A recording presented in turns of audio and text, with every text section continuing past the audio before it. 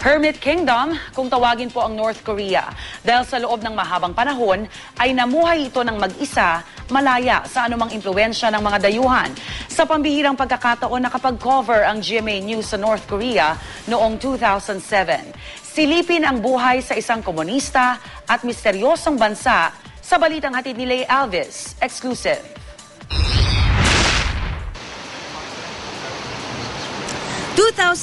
Nang napasok ko ang tinaguriang Hermit Kingdom, ang North Korea. Sa isang pambihirang pagkakataon, pinayagan ng foreign media sa loob ng capital na Pyongyang. Hindi lang para bumisita, kundi para makunan ang syudad. Pero hindi malaya ang lente ng aming kamera. Bawat galaw namin, bantay sarado ng 2 tauhan ng kanilang foreign ministry. Sa airport pa lang, kinuha na ang aming cellphone at passport. Sa Pyongyang, titingalain mo ang mga naglalakihang gusali. Malulula ka sa lawak ng mga kalsada. Mamamangha ka sa linis ng lansangan. Walang billboard, walang kalat, walang gaanong sasakyan. Nakabibingi ang katahimikan. Kahit saan ka lumingon, babati sa iyo ang mukha ng pinagpipitagan nilang leader at founder na si Kim Il-sung.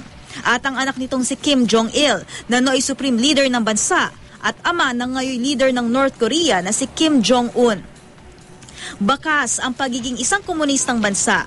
Pare-pareho ang suot ng mga residente na may pin na mukha ni Kim Il-sung. Noong 2007, may Facebook na tayong mga Pilipino. Pero ang mga North Korean ni minsan ay hindi pa nakapag-internet. Ang pinakamatataas lang kasi na opisyal ang pinapayagan ng access dito. Walang banyagang akda na mababasa. Lumang pelikula tungkol sa kanilang militar ang tanging mapapanood. Kumpara sa mga modernong bansa, masasabing na pag-iwanan na ang North Korea. Pero ayon sa mga Koreanong aming nakilala dito, masaya sila sa simpleng pamumuhay. Ang Pyongyang, larawan ng isang syudad na may kaya. Pero ayon sa United Nations, matindi ang kanilang problema sa gutom. Sa pag-aaral ng UN, 1/3 sa mga bata doon ang malnourished. Ang ibang bansa nga, nagpapadala ng food aid sa pamamagitan ng mga humanitarian mission. Sa ulat ng Reuters News Agency noong 2011, libo-libo raw ang namatay noong 2011 dahil sa sobrang gutom. Sa kabila nito, lumalabas na napakalaki ng respeto ng mga North Korean sa kanilang pamahalaan. Tila sinasamba nila ang mga estatwa ng kanilang leader at may tower pa nga ng Juche idea. Isang konsepto ni Kim Il-sung na gawing self-reliant ang mga tao. Umaayon sa ideolohiya ng komunismo na siyang nananalaytay sa North Korea. Pinahalagahan din nila ang kanilang military defense.